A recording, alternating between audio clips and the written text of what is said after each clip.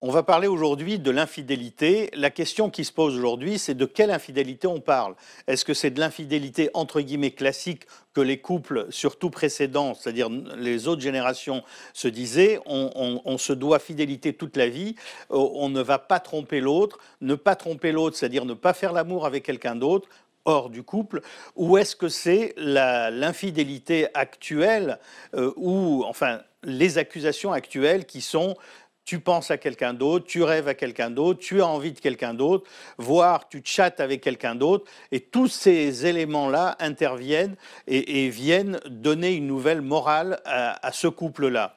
Dans les faits, dans le couple, il y a deux personnes, par définition, et chacune de ces personnes ont été éduquées, c'est-à-dire que par eux-mêmes, ils ont appris à savoir quelles étaient leurs marques et leurs marges de réaction. Et si jamais ils considèrent l'un et l'autre qui sont fidèles à eux-mêmes, ils vont automatiquement être mieux avec eux-mêmes d'une part et avec l'autre d'autre part. Enfin, il est évident que l'autre n'est pas neutre. Si jamais on est avec quelqu'un qui est très strict, qui a une éducation plus que rationnelle et bloquante, automatiquement, on ne s'autorisera pas à sortir des clous ou des rails.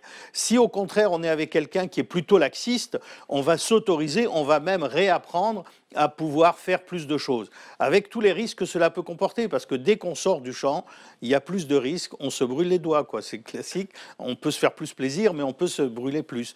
Donc il y a tout cela qui entre en ligne de compte, et c'est pour ça que ce qui importe dans cette fidélité, c'est avec qui on est fidèle ou pas fidèle.